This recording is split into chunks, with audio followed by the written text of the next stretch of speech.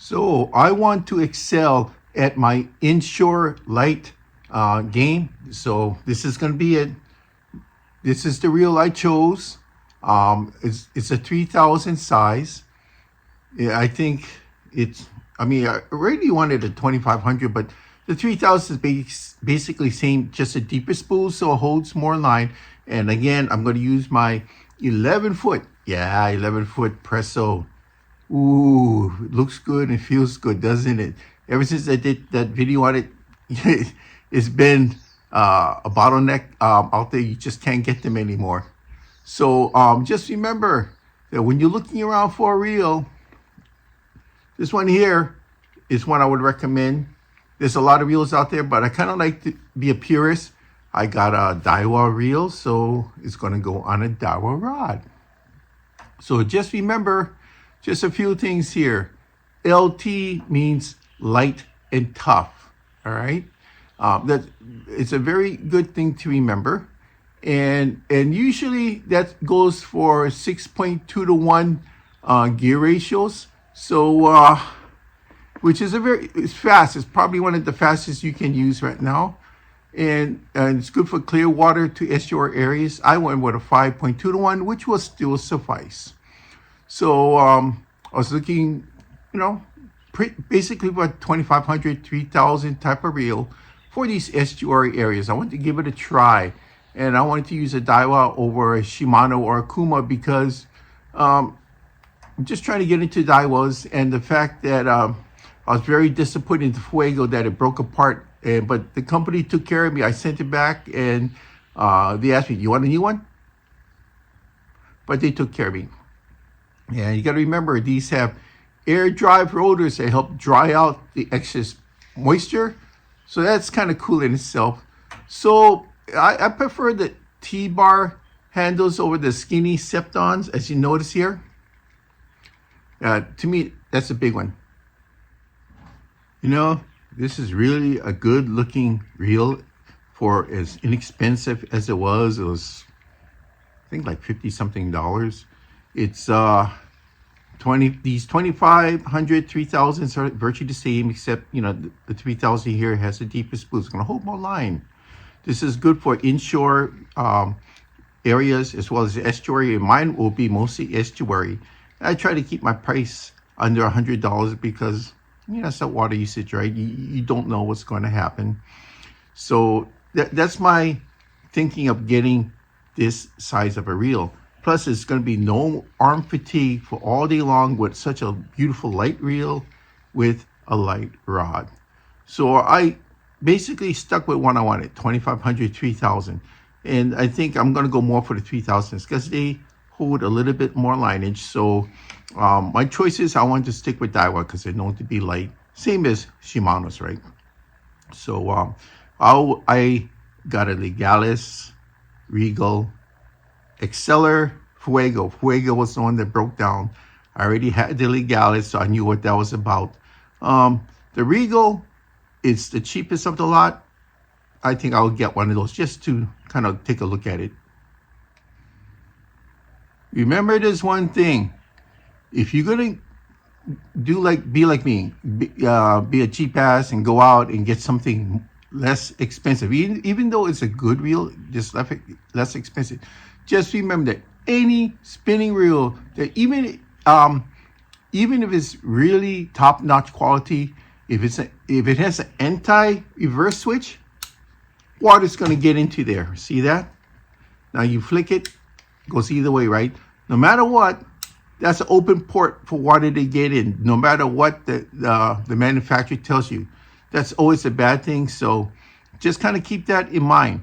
I had to do this because I was spending so much money getting 5 different reels that I just couldn't go for the best there is. But I'm going to get another one of these now that I know which model I want. Okay, yeah, I know. Sometimes I get more dollar cents. I bought all the lookalikes and the ones around the same sizes. So this is basically what I found. The Legalis is basically a Regal, but it has one less bearing. Also, it costs roughly $10 more because of the air bell. So, you know, that's worth it, right? The Exceller, which I'm beginning to like, is my favorite. For the price, is my favorite. And it's kind of like a Legalis, except that it has a screw-in handle. It accounts for the roughly $20 higher MSRP. So the Fuego is like a Regal with the mag seal. Basically, that's what it is. And screw-in handle. And you're paying an extra $40 more for the Fuego just because of that. Yeah, roughly around $40. So just keep that in mind while I should keep my mouth shut further on that subject. Now, from what I heard and read, that Johnny Morris is a Regal, basically, that has a better screw-in style handle and possibly a better air bell, which is probably explaining the $10 difference in price. So I really need to try that. That's a Bass Pro reel, but I heard it's good.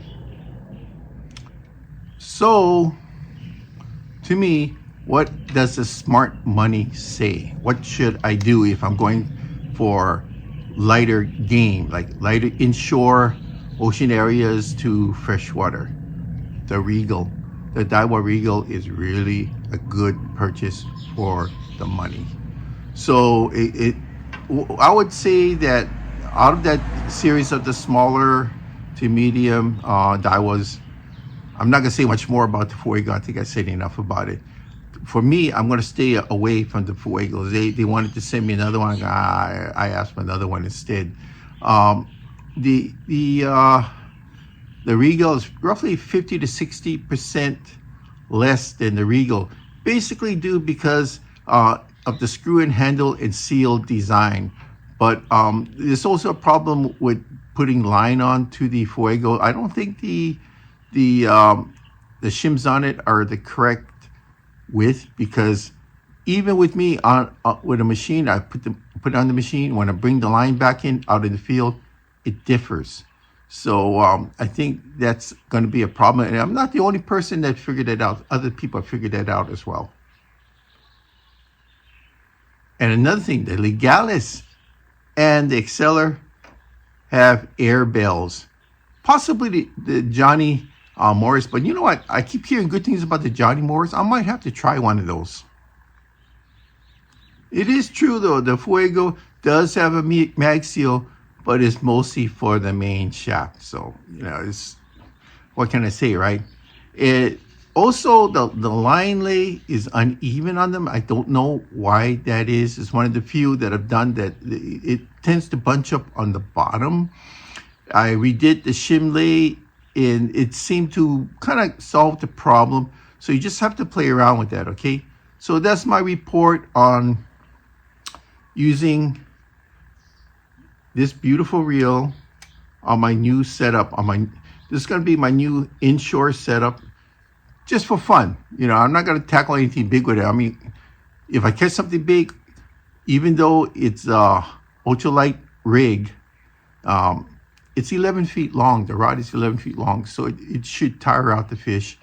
I'm not sure what line I'm going to put on this yet, but the reel also speaks for itself. I like this reel. I really do. And I highly would recommend it, price-wise as well as what comes with it. But do remember that anything that has a hole built into the fuselage, you have to be very careful about water intrusion. If water does get in there, make sure to shake it out, air dry it out if possible. Salt water, just rinse it out, take it with you in the shower, give it a nice rinsing, that's all. So that's my report. Sorry it's a little bit lengthy, but I wanted to cover a couple of things. One was receiving this reel. Two was a quick report on all the other reels. One that actually exploded on me, and I wanted to show what I'm going to use it for. Thank you.